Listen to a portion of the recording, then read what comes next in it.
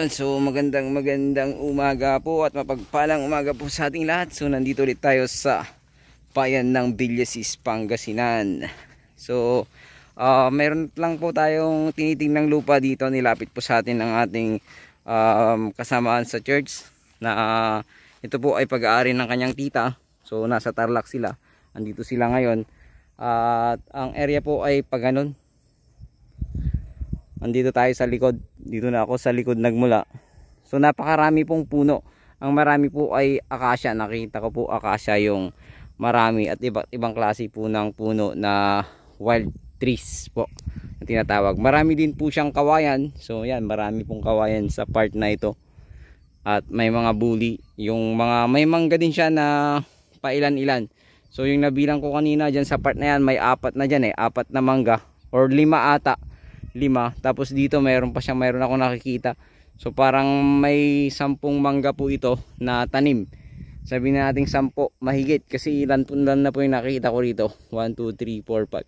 So parang dito nga parang kulang-kulang 10 yung nandyan na tanim na mangga. So pag ganun po siya. Dati po ito ay kabuuan niya ay 12 hectares mahigit, pero yung tigpa 5,000 ay binigay po sa tenant. So wala po tayong magiging problema kasi yung sa harap po ay merong kabahayan doon kasali po sa ano, pero naihiwalay na po yon ng kanilang attorney at naayos na po yung papel. Dati na pong benta to pero hindi lang po namin naiaalok kasi nga hindi pa po maayos. So ngayon naayos na po siya at naihiwalay na yung kumbaga yung parte ng tenant nila. 2 tenant po yon at yung caretaker pa rito ay kasali sa hatian, so wala tayong magiging problema. So ayun, sa hatian po nila pag nabenta pala, hindi po sa agent. So ito yung part yan, ganyan. Pag ganun po siya, ulitin ko po. Tapos hanggang sa labas mamaya. Ang frontage nito nasa 100 mahigit, 100 meters mahigit. Ang alam ko tansya ko 150, pero para mag-isip tayo kasi yung kabahayan doon dating pagmamay-ari po nila naibigay na, yun yung naihiwalay na sa titulo. So ililist natin yon. So parang 100 meters na lang sabihin natin yung natitira na frontage po ng area na ito. So ayun po, ang part po ng mga lupang ito ay heli part po siya, pasture land, ganyan. So maganda siyang gawing farm. So ulitin ko, bayan ito ng Villasis, Pangasinan. So mas mataas po ang presyohan dito sa part na ito. I mean hindi po Villasis pala, Malasiki. Pasensya na po kayo kasi boundary po ito ng Malasiki at Villasis. Ito po ay malapit lang sa Arenas Farm. Kung alam niyo po yung Arenas Farm dito sa Malasiki, ay malapit lang po ito. At napakaganda po ng daan nito. 2 lane po na barangay road yung daan po nito. So ito po ay andyan, may palayan din po dyan, hindi lang natin napuntahan. Tapos ito pwede rin gawing palayan, hindi lang po daw nila tinamnan ngayon. Ito naman tinatamnan nila ng mga gulay. Ayan po, nakahanda na pong tamnan. Ayan, nabungkal na po nila. Tatamnan na lang po ng mga gulay po yan. So dito sa part na ito tinatamnan din po nila ng palay, pero sa panahong ito ay hindi nila natamnan. Doon lang sa part na yon nila natamnan. So yan, nakikita nyo po mga tanim po nila, mga tumubo pala, mga acacia, mga kamatsile, iba't ibang klase ng puno. So may puno ng mangga, nasa 10 mahigit po yon, alam ko po na nasa 10 mahigit. Di lang natin alam kung mayroong nakatago pa dyan sa mga sulok-sulok dyan kasi medyo masukal itong area po nila. So ayun, may bakod po doon, hanggang doon siguro yung part din ng lote nila. So basta ito, ang sukat nito ay 11 hectares mahigit. Ang nakalagay, nakita ko doon is 114. So ibig sabihin 11.4 yung area po nito. So 114,000 na mahigit, 100 plus din yung higit nung area pong ito. So ang per square meter nito nasa ano lang po, nasa 220 per square meter. Yun po yung gusto ng seller po natin na price. Pero sabi naman namin tatawad ang buyer, okay lang daw po. So kung magkasundo po kayo ay napakaganda po. Dahil napakaganda rin po ang area na ito na gawing farm. Magandang gawing alagaan ng hayop. At the same time maraming magandang gawin dito sa part na ito. Ayan, napaka sukal nga lang. Ang marami talaga acacia eh. Tiha, mayroon ding tiha na kahoy.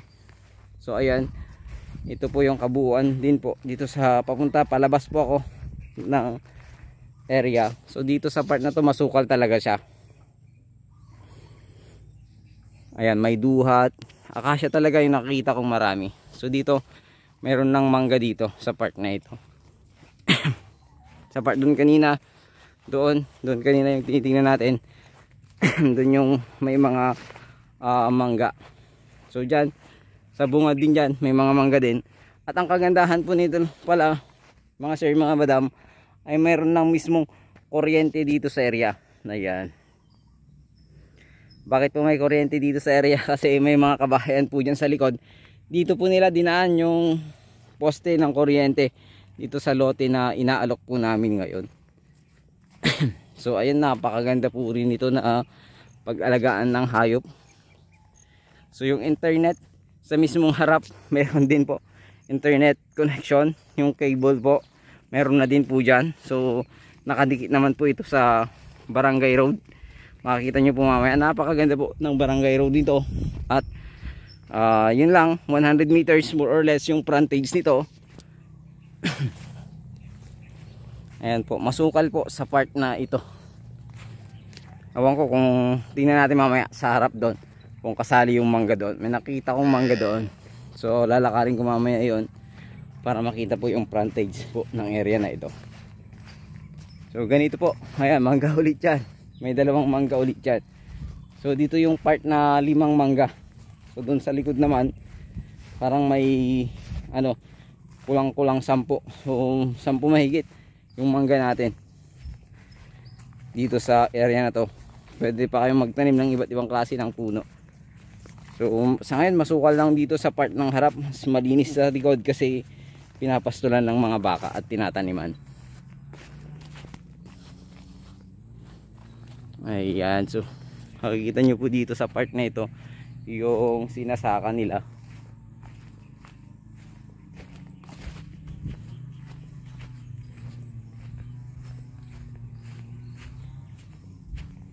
So ayan po yung sinasaka po nila. Ayan, kita nyo po dito. So ayan po yung mga mangga. So kasali po, tama, kasali po yung mga mangga dyan. Nasa ano yan eh, kulang-kulang 10. So ang mangga natin for sure nasa ano na yan. Tapos may isang fish pan dito. So nasa 10 mahigit po. Sabihin na nating 12 pataas yung mangga po dito. So samahan nyo ako, palabas po tayo ng area habang pinapaliparan po ng drone.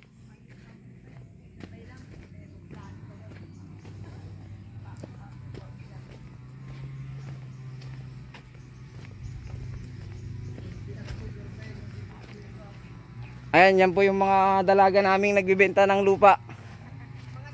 Ayan, ayan, yan po yung mga may-ari. 3 po sila. So tingnan natin sa labas yung kung gano'ng kaluwang po yung frontage niya. Samahan niyo po ako. Ayan, puro acacia po yan. Acacia.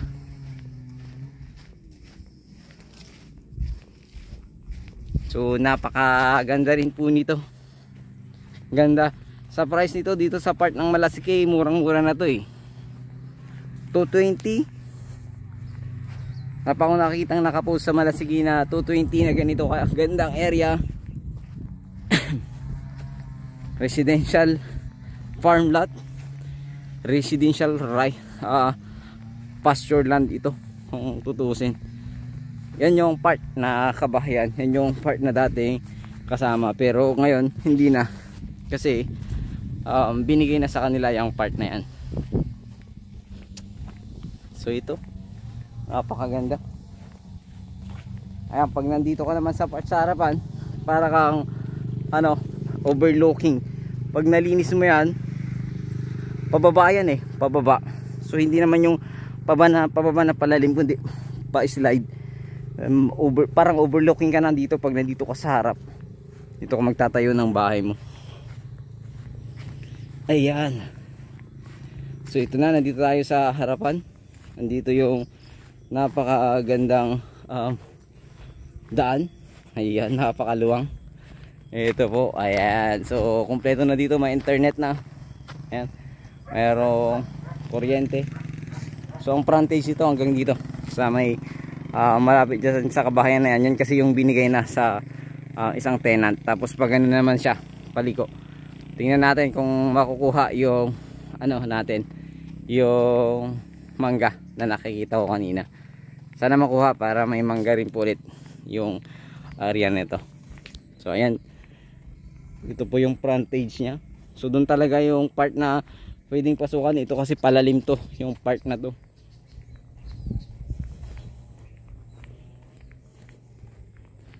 Ito hindi masyadong nalilinisan kasi nasa Tarlac po yung mga seller po natin eh.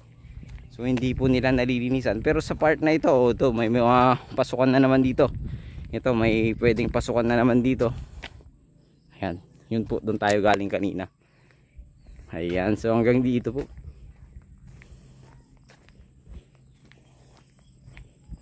Parang hindi po nakuha yung mangga natin. Yung mangga. May bakod eh. Ayan, so sabagay, so sa relocate naman, hindi natin alam kung hanggang saan yung makukuha. So ito, hanggang dito pa rin yung hindi malinis. May mga akasya pa rin dito. Siguro hanggang dito lang talaga yung area. Ayan, sa may akasya. Yung mangga, hindi na natin sure kung makuha po itong mangga. Pero may posibilidad. Kasi nga, parang nakuha pa siya ng lote. So, yung isang mangga, pwede siguro. Ayan. So, pero parang pag ganun eh, yung bakod. Hindi natin alam kung makukuha po yung mangga. Pero hanggang dito, yung frontage, possible ako. 100 meters mahigit.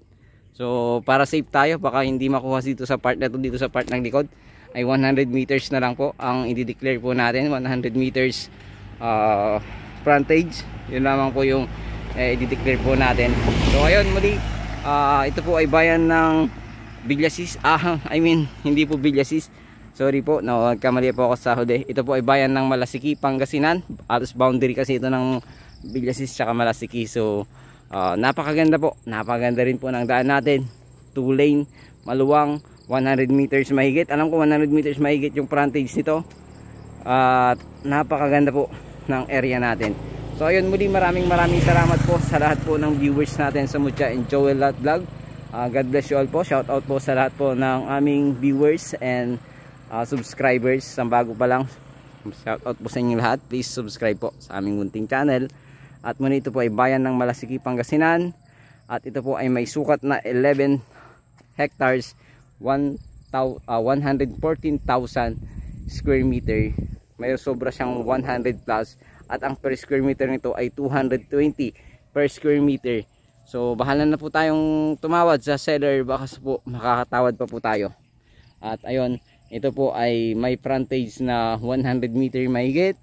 At ito po ay napakalamit lamang po ng highway papuntang Malasiki at Villasis. At malapit lang din po ito sa Arenas Farm. Napakalapit lang po. Mga ilang metro lang, nasa Arenas Farm ka na.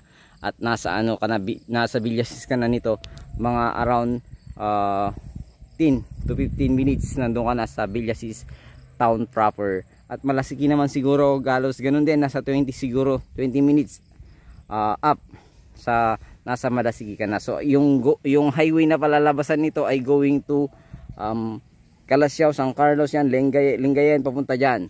Yung highway na yan. At ito naman papunta, yung palabas naman papunta ng Villasis, Carmen, papunta ng MacArthur Highway papuntang Manila, ganun papuntang Baguio. Yun, ayun po, muli maraming salamat. Sana magustuhan nyo po yung loting ito na aming inaalok na may sukat na 11 hectares mahigit. At sana wag nyong palagpasin ito kasi murang-mura po ito kung mag-search po kayo ng presyohan po dito sa bayan ng Malasiki, Pangasinan. So muli maraming salamat. God bless you all po, and mas lalo po kayong pagpalain ng ating Panginoon.